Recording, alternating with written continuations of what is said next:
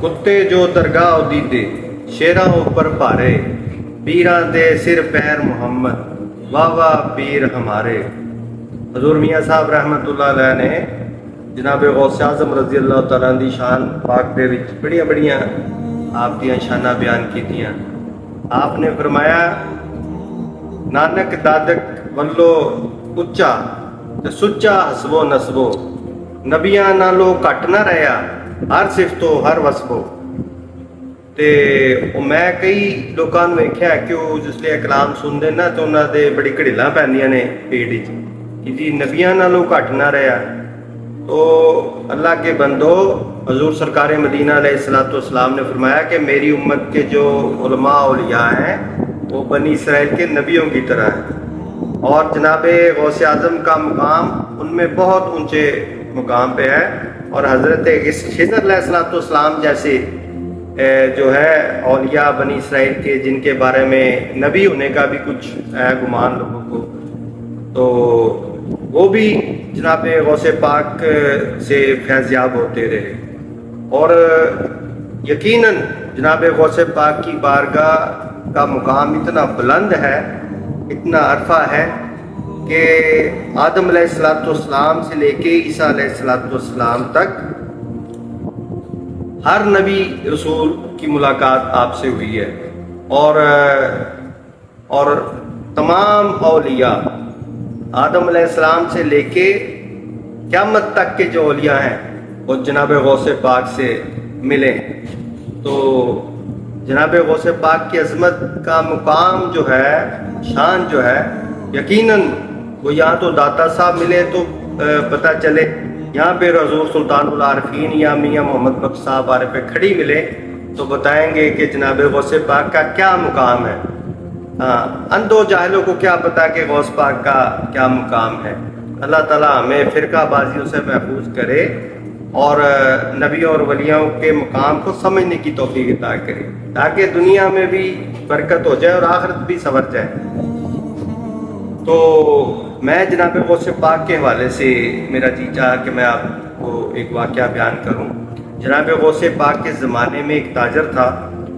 تو اس نے تجارت کے لیے جانا تھا، تو وہ اس وقت ایک بڑے بلند پایا ولی اللہ تھے، وہ بھی بلند پایا بزرگ تھے، صاحب کرامت تھے، ان کی خدمت میں حاضر ہوا۔ تو ان سے عرض کی کہ حضور میں نے تجارت کے لیے جانا ہے، تو میں آپ کی بارگاہ میں دعا کے لیے حاضر ہوں، نگاہ کے لیے آپ اجازت فرمائیں اور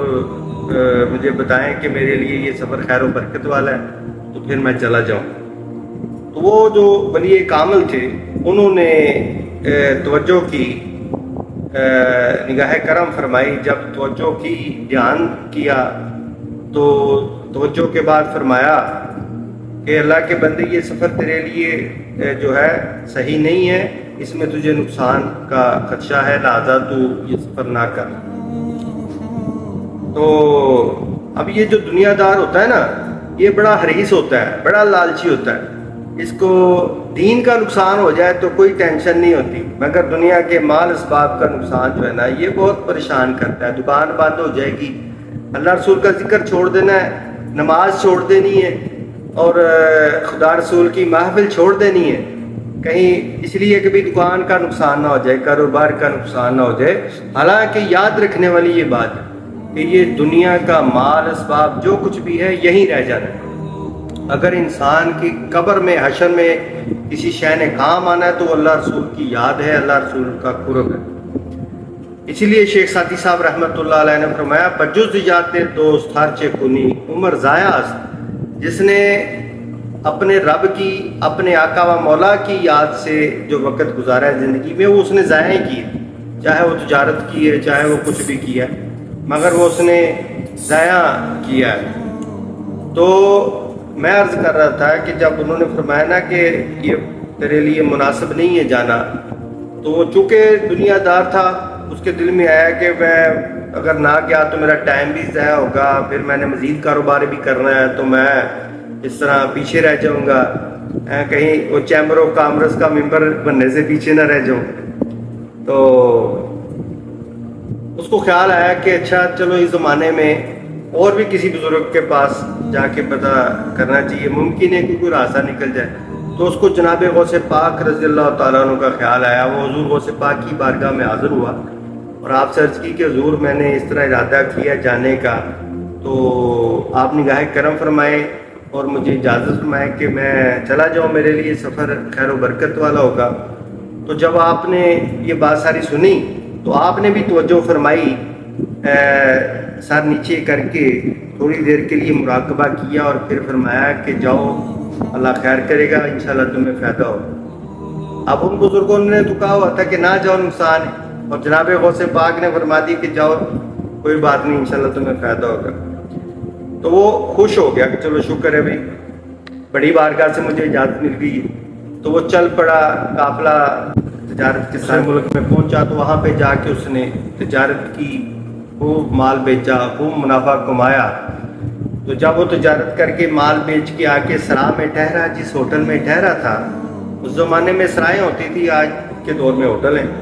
تو وہ اس ہوٹل میں سرا میں جب اس میں ٹھہرا ہوا تھا، وہاں پہ جب اس نے رات گزاری تو رات کو اس نے خواب دیکھا کہ وہ اس کا وہی اسی طرح مقابلے کے ساتھ آ رہا ہے اور قافلہ ایک جنگل میں سے گزر رہا ہے، تو وہاں پہ ڈاکوؤں نے حملہ کر دیا اس قافلے کو، اور بڑا یعنی سخت حملہ کیا، اور بڑے خونخوار ڈاکو تھے، مال بھی چھین لیتے تھے اور قتل بھی کر دیتے تھے۔ تو ایک ڈاکو اس کے پاس آیا، خواب میں وہ دیکھتا ہے کہ اس نے کہا بھائی ہمیں مال دو، پیسے دو جو تمہارے پاس ہے۔ انہوں نے چھینا جپٹی کی، اور اسی چھینا جپٹی میں انہوں نے تلوار نکال کے ماری اس کی گردن پہ۔ تو جب اس کی گردن پہ تلوار لگی تو وہ اس کی یعنی اس کو محسوس ہوا کہ تلوار مجھے لگی ہے، اور اسی خوف سے جھٹکے سے وہ بیدار ہو گیا۔ تو جب اس نے دیکھا تو وہ بڑا اس طرح گھبرایا ہوا، سانس چڑھی ہوئی۔ تو جب اس کے وہ سان بحال ہوئے تو اسے پتہ چلا کہ چلو شکر ہے میں خواب دیکھ رہا تھا۔ تو صبح جب ہوئی، بہرحال وہ تیاری کی، واپسی کا جب ارادہ ہوا، واپس جب آ گیا بغداد شریف، تو جناب غوث پاک رضی اللہ تعالیٰ عنہ کی بارگاہ میں حاضر ہوا، تحفے تحائف پیش کیے، نذرانہ پیش کیا، اور عرض کیا کہ حضور آپ کی نگاہ کرم سے میں آ گیا اور مجھے بڑا فائدہ ہوا۔ تو پھر انہی بزرگوں کے پاس گیا جنہوں نے کہا تھا کہ نہ جانا تمہارے لیے یہ نقصان دہ ہے۔ تو جب ان کی خدمت میں پہنچا تو ساری رودات بیان کی کہ اس طرح مجھے بڑا نفع ہوا ہے، بڑا کاروبار میں منافع ہوا، مجھے کوئی نقصان نہیں پہنچا۔ تو وہ مرد کامل جو تھے، ولی اللہ تھے، وہ فرمانے لگے کہ اچھا یہ بتاؤ کہ تم نے وہاں پہ کوئی خواب بھی دیکھا؟ تو وہ حیران ہو گیا، کہنے لگا جی میں نے خواب دیکھا ہے۔ تو آپ نے فرمایا وہ خواب میں جو تم نے دیکھا ہے نا، سارا معاملہ، ڈاکوؤں کا حملہ اور تجھ پر تلوار کا چلنا، وہ حقیقت تھی، وہ ایسا ہی ہونا تھا۔ یہ حضور غوث پاک کی بارگاہ کا مقام ہے، ان کی کرم نوازی ہے کہ تو وہاں چلا گیا، انہوں نے یہ تیری جو حقیقت تھی یہ خواب میں کنورٹ کر دی، خواب میں اس کو تبدیل کر دیا۔ لکھیوں کو تبدیل کرنا یہ غوث پاک کی شان و عظمت کا مقام ہے، اور یہی وہ بات ہے جو علامہ محمد اقبال صاحب، ڈاکٹر اقبال صاحب رحمۃ اللہ علیہ فرماتے ہیں کہ کی محمد سے وفا تو نے تو ہم تیرے ہیں، یہ جہاں چیز ہے کیا لوہ قلم تیرے ہیں۔ تو یہ حضور غوث پاک کی شان اور کرامت تھی، آپ کی ولایت کا یہ مقام تھا کہ جو میں نے تجھے بتایا تھا وہ حقیقت تھی، مگر حضور غوث پاک رضی اللہ تعالیٰ عنہ کی شان و عظمت کا یہ مقام ہے کہ آپ نے اس حقیقت کو خواب میں تبدیل کر دیا۔ اللہ تعالیٰ ہمیں غوث پاک کا کامل فیض عطا فرمائے، اور اللہ تعالیٰ سب ایمان والوں پر اپنا کرم فرمائے،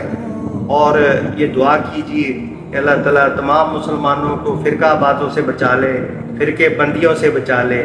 فرقے چھوڑ کے جماعت کا حصہ بننے کی توفیق عطا کرے۔ اور یقیناً جماعت وہی ہے، نام سے جماعت نہیں بنتی، کام سے جماعت بنتی ہے، اور کام سے جماعت نہیں بنتی، کام والوں سے جماعت بنتی ہے، اور کام والے انبیاء و رسول علیہ السلام ہیں اور یا اولیاء کاملین ہیں۔ جس جماعت میں یہ ہیں وہی جماعت ہے، نام اس کا کچھ بھی رکھا جائے، حقیقت میں وہ سواد اعظم ہے، حقیقت میں وہ اہل سنت ہے، حقیقت میں اعلیٰ حضرت کی بھی وہی فکر ہے، سلطان العارفین کی بھی وہی فکر ہے۔ اللہ تعالیٰ امت مسلمہ کو فرقہ بازی سے نکال کر اتحاد عطا کرے اور عالم کفر پر غلبہ عطا فرمائے۔ وما علینا الا البلاغ المبین۔